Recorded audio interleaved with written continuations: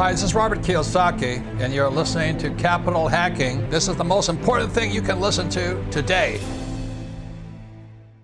You are invited. Yes, you. You are invited to the December 6th and 7th VIP experience called Learn and Grow. It's where the accountable equity investors who are already partners meet up with keynote speakers. We learn trends in alternative investing. We learn directly from our peers, and we also meet new friends. And we'd love for you to become a new friend of ours and benefit from this. I would call it an accredited investor mastermind, where there'll be keynote speakers like Gino from Jake and Gino and Julia Barbaro speaking on all topics related to alternative investing, family legacy, and incredible life-changing topics, as well as Jeff Rutt. Now, Jeff Rutt is famous for impacting the world with over a $1.5 billion measurable impact on the world's most needy. Cannot wait to share that story with you. Couple that with great massage treatments, unique chef experiences, the ice skating wonderland with 20 different amenities going on. Your kids will love it. You'll love it. Your spouses are going to love it. Everyone's going to love it. We made sure it meets all different personality types. It's a fun experience. It's time for us to break bread. We'd love to have you there. Here's the one. I have a dream. With great power comes great responsibility. I could do this all day. This is it. Don't get scared now. They may take our lives, but they'll never take our freedom. Cinderella's story out of nowhere. Did you know that the only thing we have to fear is fear itself? Capital Hacking begins in 3, 2, 1. Welcome back to the biggest show, maybe the biggest show ever. Josh McCallen, John Edwin, how are you guys doing? Definitely the biggest show. Jared Orton from the Savannah Bananas was absolutely, it was hilarious. This was the funniest show with incredible content, Josh. If you guys haven't heard of this group, okay, look up Savannah Bananas. It's a baseball team. It's got about a 10, 15-year story. Everybody might know it now if you just look it up on Instagram or LinkedIn or TikTok. There's a guy in a yellow tuxedo. They're selling books all over the place called Fans First, Business Philosophies. They're selling tickets to events. John, I liked how you described it. They're the what of baseball? Yeah, they're the Harlem Globetrotters of baseball, but with the exception that they actually do try and win the game and can lose the game. Right. It is really, really amazing. Yeah, and it's deeper than that, and I agree. That is how they're compared to entertainment. What is it called? Sport entertainment. But they've definitely pushed the limit to more sport and more like legit athleticism. John explains what he's seen in the show. Jared is one of those original people that joined Jesse Cole and his wife as the founders. In the book, Jesse says he wouldn't have done it if Jared didn't join him. So Jared, the president of the company, I believe he's also COO. This guy is like where the rubber hit the road all those years with Jesse. So truly, we were talking to the horse's mouth with Jared, and man, salt of the earth. I feel like they have a tiger by the tail. I feel like the business is going to grow another 10x, even though it's like 1,000x from where they were. I think it's another 10 plus x from where they are today. Incredible episode. Lots of value for your business. Lots of value for you and your family. And by the way, just a great guy. You got to listen to the show. Let's go. Well, this is the day. Okay, 3.5 months in the making, John. We have the world famous president of one of the best brands in America today. Jared Orton's going to be on the show. So I want to let you say hello, John. Great to have you here. Yeah, Jared, it is awesome to meet you. The Savannah Bananas is just such a fun and wild crowd, and amazing athletes, and welcome to our show. Can you give us a little background on who you are, and then we'll get into what you're doing in the Savannah Bananas. Yeah, absolutely. This is great. Love the hype. Also, for you guys really just getting this thing going. So really set the expectations at 1 million. The Savannah Bananas, we're an overnight success, right? 10 years in the making. And, this thing, people see the social media, they see the Instagram, TikTok, they see all this like kind of crazy rapid growth and all that. And that's definitely part of the story. But, this story really starts all the way back in, 2016, 2015. Before that, when myself and Jesse Cole and his now wife, Emily, we're just three people trying to figure out how to make baseball fun for a couple hundred people in Gastonia, North Carolina. And that was, 14, 15, I guess maybe years ago. Yeah, 2012, something like that. So anyways, it started there in a sense of, how do we make baseball fun? How do we do everything in our power to bring fun and entertainment and an experience to baseball fans? And in a sport where we like baseball, we enjoy the idea of baseball, but we felt in that sense that, baseball was long and slow and boring, and people were leaving the games, and it was taking 3.5 hours, to play, sometimes 4. And we got a call one day that the professional team that was at Grayson Stadium in Savannah, Georgia, was leaving. They had basically declared that baseball was dead. The stadium sucks and the city doesn't support us and the fans are no good and all these things. And, we were young and naive and probably pretty dumb. And we said, we should start a baseball team in Savannah, Georgia. What a great idea. That would be so smart. And people laughed at us tremendously. And they said, why would you do this? This thing has failed. It's been declared a failure. And we weren't even professional baseball. Professional baseball had existed in Savannah for like 100 years or 90 some odd years. And we were at that time, I know this sounds real marketable, college summer wooden bat league baseball. That was what we were pitching to the audience. And yeah, Josh is laughing. We I got love how laughed marketable at. it sounds. It's so. We got laughed at. They said, "Wait, you guys aren't you're not even professional baseball." And so we came into Savannah 2015, old stadium, dilapidated, not cared for, not loved, not appreciated, fan base, same thing.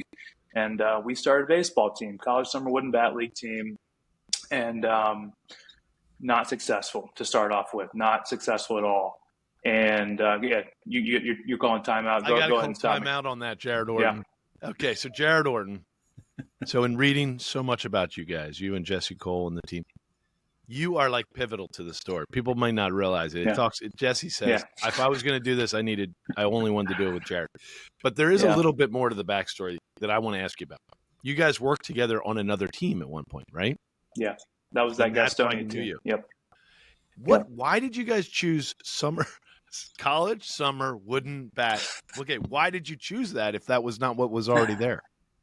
That goes all the way back to Jesse's story of being 22, 23 years old and getting a call about this random team in Gastonia, North Carolina needing a general manager, and he signed up for it. He's like, yeah, I guess I'll take it. They weren't even paying him. He found out when he got there, they weren't even paying him.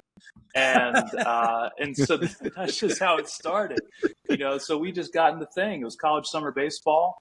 I had worked in minor league baseball a little bit, but that's how we knew each other. And we had a mutual coach when he was at Wofford and I was at Belmont Abbey. We had a mutual coach, Scott Brickman, who introduced us basically. And when I was at Belmont Abbey, I went to Coach Brickman and, I said, hey, look, love playing baseball, love the team, love all these things.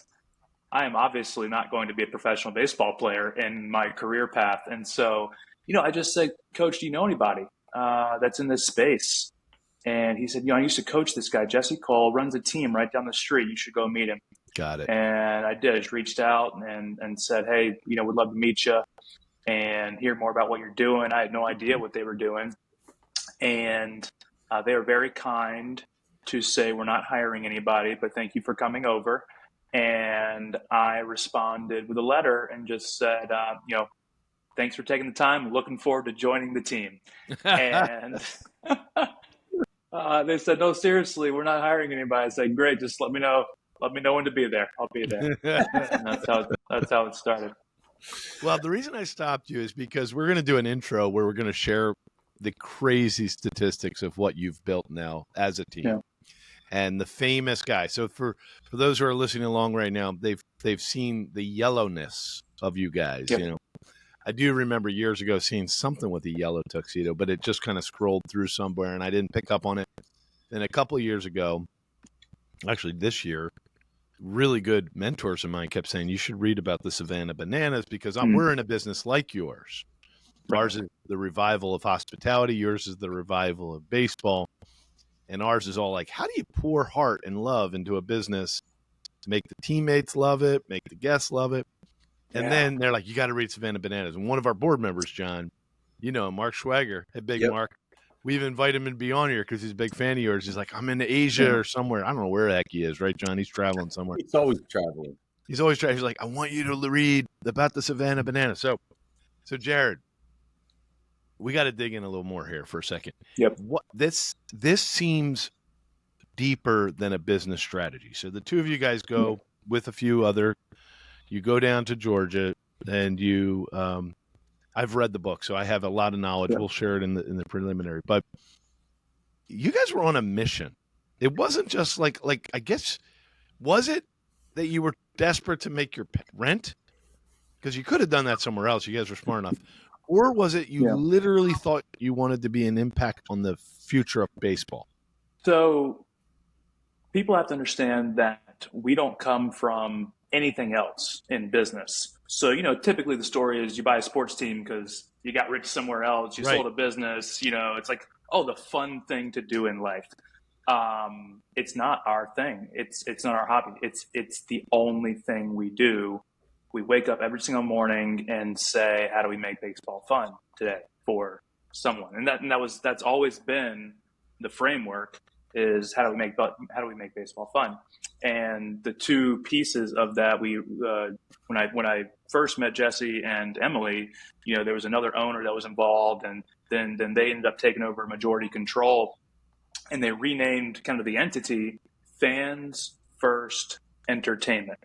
Fans First Entertainment. Fans are first, entertain always. Do what's best for the fans, do it with a high level of entertainment. And those two pieces, along with make baseball fun, that became like the guiding light, right? That's what we're infinitely chasing after. We're chasing after it today. And anyone that we were to bring on, whether you're working for us a day or 100 days or 100 years or anywhere in between, like that's what we're chasing. And so that was the mission that we put out there into the world. Now, we did have to capitalize on that and sell some tickets and sell some gear and some sponsorships and things like that, which we weren't doing very well in the beginning.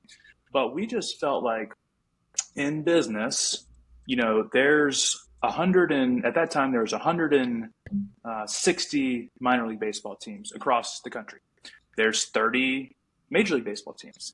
There's hundreds of college baseball teams. There's high school baseball. Like, if someone wants to watch a baseball game, they can go do it in the United States. And we felt like, how can we do something dramatically different that's not just one of many? Let's try to be one of one. And we felt like it was make baseball fun. Make baseball fun, fans first, entertain always. And so that was where we felt like we were going to carve out that blue ocean and say, let's be the best here. Because we're not going to win the World Series, we're not going to be national champions. We're not going to have the highest paid players. We're not going to have the biggest TV deals. Like, we have none of that in our favor. So let's go be the best at making baseball fun. Jared, I have so many questions. I was letting Josh rip for a little while. How do the players learn the skills to catch the ball the way they do and do all those crazy antics? Like, one of the coolest things I saw was the shortstop caught the ball in this weird way, bounced it between his legs, shot it to first base, and got the player out. How do they figure that out? How do you work on that? Part of it is so there's a cultural element of, when I first met Jesse and Emily, the players did actually dance. There was between the second and the third inning. You guys probably remember this song, Gangnam Style. It was awesome. Still is awesome. People forget that. And, the players would go out there and they do Gangnam Style. And I was like, this is insane. And of course, we got criticized and all that stuff. But it's so funny to think back to that. Like, that was our one thing. players doing choreographed dances. And we thought this is entertainment, mastery. And to think that was like 12, 14 years ago, and now players are doing backflips and between the legs catches and somersaults and, lighting balls on fire, all this crazy stuff.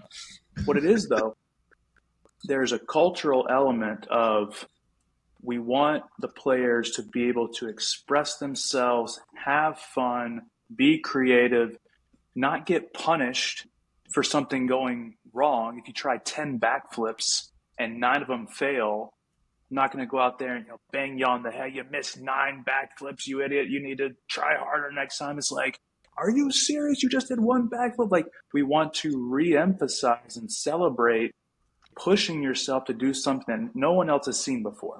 And that comes whether it's in 2024 when we're doing backflip catches, or 2012 when we're just trying to get a few guys to do Gangnam Style. We want people to have fun, and we believe that people perform better when they're having fun, when they have the freedom to push something without the fear of, oh my gosh, if I fail, my life is over.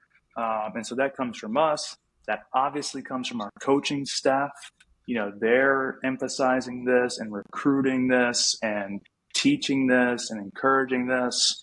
And so you just, as you do in business and everything, you reward and recognize the behaviors that you want. And then look at the results that come from it. Yeah. I mean, and you have some super athletic, players out there. And so how do you guys play like other regular teams? Like, I know with the Globetrotters, they have like the Washington Generals or whatever. Do you guys play those types of teams, or are they like actual, like serious baseball teams? Like, how does that part work? Okay, so we started all this, we had that college summer league thing when we're just playing a traditional league schedule. 2021, we start the One City World Tour in Mobile, Alabama, What the a greatest great place on title, earth. dude. Yeah, it was awesome. Greatest title. And we introduced the party animals. We needed a new team, right? It was like, okay, Bananas can't just play the Bananas, they got to play somebody else. So we introduced the party animals. They become the alter ego, arch nemesis thing, but we wanted to make it real. We did not want it to be like the curtain has been pulled back. We get it. The party animals always lose. The Bananas always win. That's going to get old for people. That story doesn't repeat itself too many times before it's like, oh yeah, I've seen it once, game over. So it was Bananas party animals for 2021, 2022, 2023, and we realized, okay, we've got to up the ante here. Party Animals actually won the 2023 tour, if you will. Wow. They all play each other. And we tested a few different things. So we tested like a team from Australia coming and playing against the Bananas. We tested playing independent league teams, all banana ball focused. And we just never felt like we had the full control of the experience that the fans deserve. 2 teams that know the game, that know the show, know the entertainment, that can put on this best effort that people deserve. And so we had the party animals. Then in 2024, this past year, we introduced the Firefighters, a 3rd team. For 2025, we just introduced the Texas Tailgaters, a 4th team. And we announced that in 2026, we just announced this, but in 2026, there'll be 2 more teams, and we're going to make it an actual league. Yeah. Banana Ball Championship League, stakes, standings, championship series, all-star games. Yeah, all this that. Is revolutionary, isn't it? So that's where it's going. Yeah, no, it's revolutionary. And I mean, it almost feels like you probably are privately held, right? You don't have owners of each of those teams. It's one corporate ownership. Right. I'm sure you've talked about many different ideas, but it does seem like you're almost creating a league that could have various cities represented in ownership, perhaps. Because your point is it's highly athletic. There is actually a winner at the end of the game. Yeah. And it's funny as it's creative. It's unique. If people haven't seen it yet, you guys can hear in our voice. You should be Googling it. You should be watching it on YouTube right now. It gets even better, right, Jared? You guys have TV shows now on Netflix. Yeah. And Yeah. I don't know. I don't know how to describe what you guys are in the middle of, but it feels big. It feels real big. It is. And I couldn't be more excited for you guys because you just seem like you grinded. Now we're going to shift into the story of the show, if that's okay, John. The idea of human capital meeting financial capital. I mean, talk about the ultimate grind from zero. And what were some of the lessons you learned for our audience about pouring into human capital, investing deeply in yourselves and your team, which at first was not producing much financial capital and was not bringing you much wins?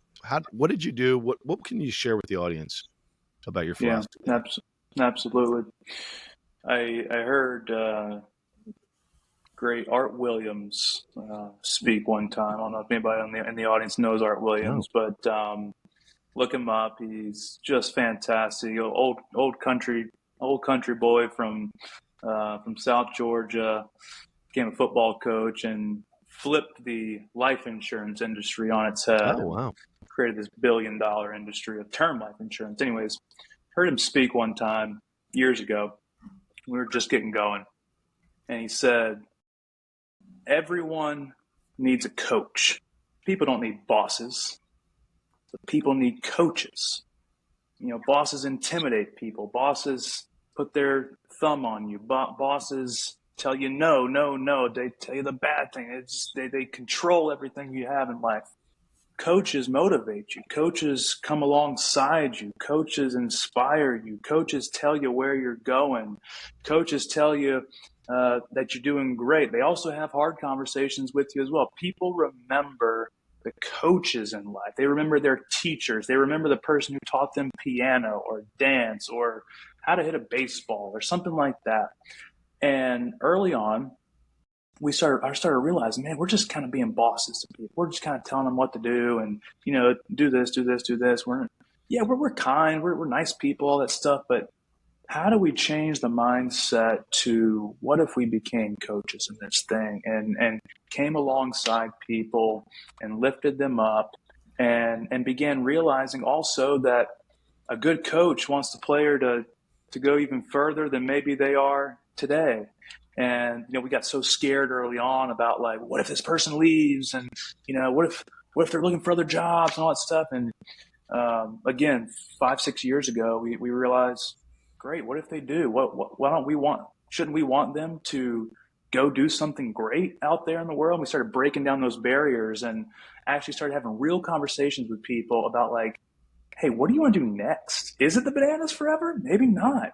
And we started finding out that people wanted to be real estate agents and people wanted to be financial planners and people wanted to go back to school and people wanted to, you know, get into marketing. We found out all these things and we had to come alongside people and say, great, let us help you get there. We want you to be great while you're here. Let us help you get to the next thing, whether that's here or somewhere else.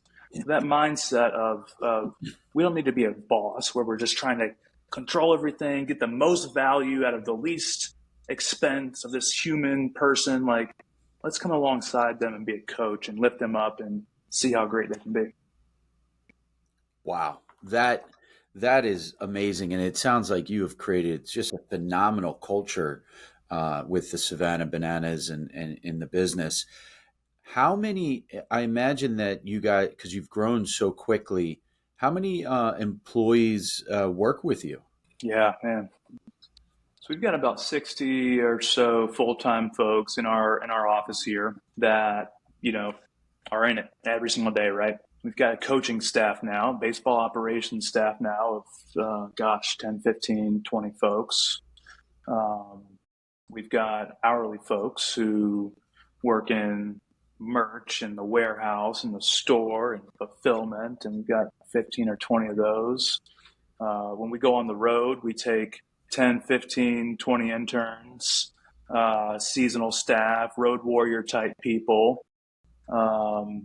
In any given city, we'll hire 200 to 250 part-timers to work that city for us. We run the stadium over here on game days in Savannah where we'll have 180, 200 people show up. We've got the cast, we've got the characters, we've got the DJs, we've got the Dad Bod Cheer Squad. Dude, We the got Dad the banana, Bod Cheer Squad. Oh, I the thought you were banana going to say that. nanas, the senior citizen grandmas. And we've got 85 or 90 players. A lot of people involved in this There's thing. a lot of people, brother. A lot of people, man. Wow. There's a lot of people. The way you broke it down was like in different, spheres of influence there. Yeah. Back to the architecture of your business today. All right, couple young people working because you're like, baseball, we're not going to win the World Series, but we want to win. Yeah. I like that. That's right. So you found a way to win on fun. You totally That's right. innovated the game. Now, let's joke a little bit here. What one of your innovations do you actually see impacting other parts of baseball these days? Hi, this is Melanie McCallen. Josh and I are just so grateful for the many investors who already joined us at Accountable Equity. Accountable Equity is so much more than a capital group. It's really a community of accredited investors that want to learn and grow together. I just want to personally invite you, if you want to find out more about this type of investment and see if it's right for you and your family, please visit us at accountableequity.com. Hey, it's Hal Elrod, author of The Miracle Morning, and you're listening to Capital Hacking. Enjoy. Oh, man. Wait, Wow. There's one that you guys pioneered that I think, didn't you try to make it that back when you played in the regular league, that fans could catch an out? Didn't you guys? Yes, so that's the current rule. That's the Okay, current so rule. fans get involved, bro. John, did you That's know it. that? I didn't know that. How does a fan help the team in your banana bowl? Right. We always felt like, to truly break down the fourth wall between the fans and the field, how do we get them involved? And, it's kind of a jokey thing, right? Like, you go to a baseball game, you're like, oh, man, if I caught that foul ball, like, wouldn't that be cool if it counted for an out? Well, with us, there's no rules, right? It's like, yeah, let's just do that. Let's make it a thing. Like, we don't have anybody to report to. We don't have a league to report to. We don't have a board. We don't have owners here. Let's just make that decision. And so fans can catch a foul ball for an out. It counts in the game. They get fans. Some fans get booed by the rest of the fans. And this is the craziest one that we've probably seen yet. Kannapolis, North Carolina, 2023. Great game, Bananas Party Animals, and a 12-year-old kid catches a foul ball like a laser down the line, catches a foul ball for the final out of the game to seal the win. Oh, my goodness. Crowd erupts. I mean, erupts. The players run down there. They grab the kid out of the stands, run him onto the field. There was a story in the newspaper about the kid the next day. And it's like, I don't know if that kid's life is going to change forever because of that. But in that moment, I was like, here we go. I'm just praying to God. That's what we're talking about. I'm praying to God all his bones that broke don't come back in a lawsuit later. But no, it was awesome. Amazing. It's so much fun. You guys are just so outside the box. I personally think it's just the beginning for you guys. So let me ask a business question then. First of all, you've designed a complex company now, right? It went from fun entertainment around a game that you were actually playing a game in a league to now you don't have to have a league. You've created a league. You're creating a league. You're creating like an NFL version or whatever, right? So the business is bigger than you guys. Like you didn't get. How do you keep expanding you and your leadership team to be able to comprehend how to create so many more interwoven businesses into your business? Yeah, because you've moved to massive logistics, massive marketing, and there's so much more you could be doing. How are you exploring those opportunities right now? It's twofold. Saying no to a lot of things, which is extremely important.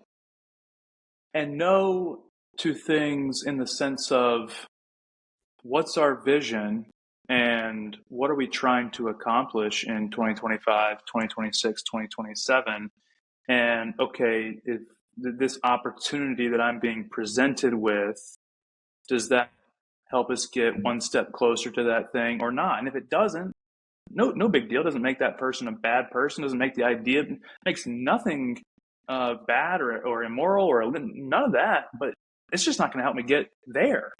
And so we used to say yes to everything, and that was death by a million cuts. And so we've had to learn how to kindly say, love the idea, not the right time, and say yes to the right things. And then we work on our flywheel, and we understand exactly how it works, and we're continuing to push on it harder and harder and harder.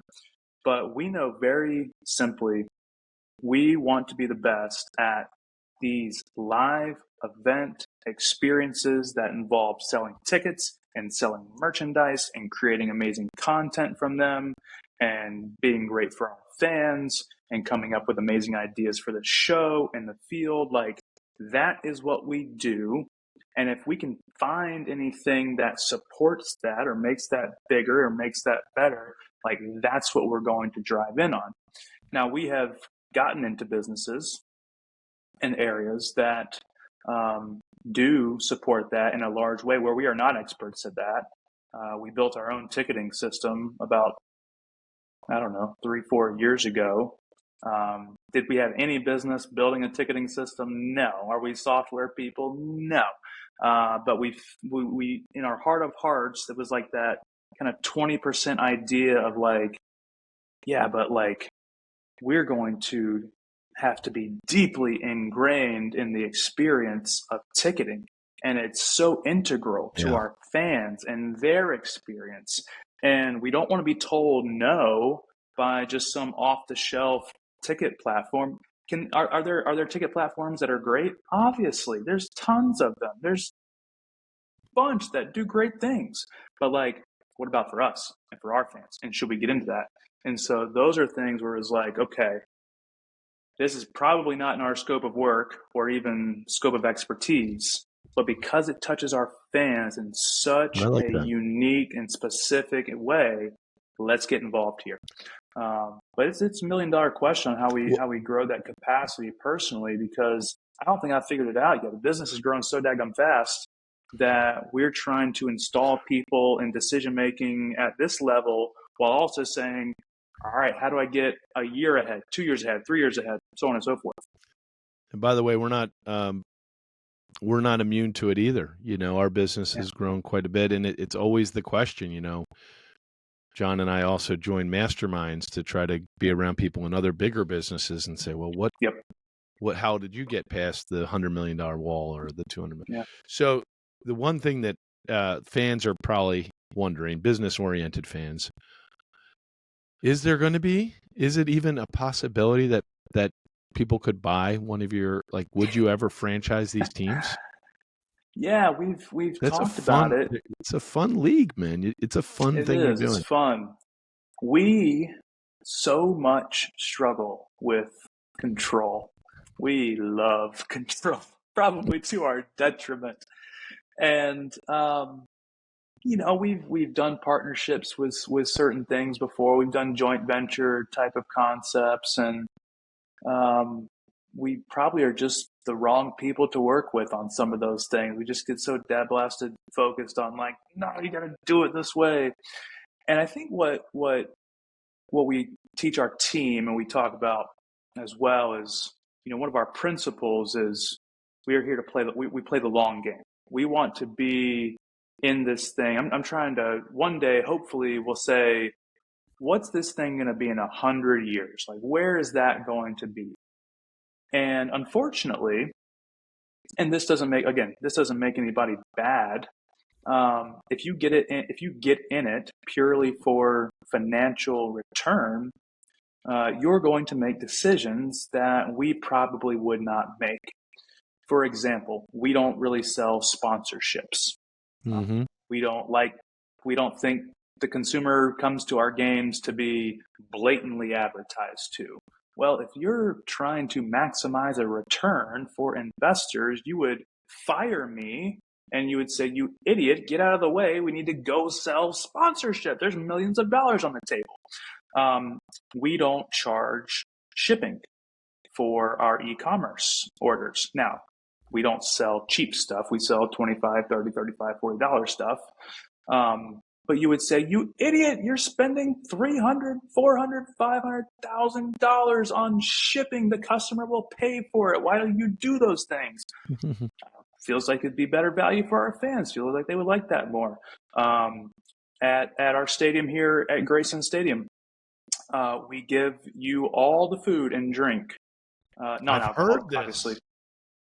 Yep. Used to be $15, by the way, which was psychotic. Now it's $35. You get food and drink included? The ticket. But the ticket comes expensive, included. Right? Like, the tickets are like, I don't know. What do the tickets run? Well, they're $35 now because we feel like we've elevated the value. Probably still undervalued. Hamburgers, hot dogs, cheeseburgers, chicken sandwiches. That, John? These guys are soda great. water. Yeah. Oh my gosh! Now the one thing, which, by the way, these are crazy good ideas, but they're theirs. You know, this is who you guys are. Tell me this though. I was just reading on LinkedIn today with you and Jesse that people go on and scam your tickets and try to sell them for $500. Yeah. But I couldn't understand. Is that real? Like, is that a really?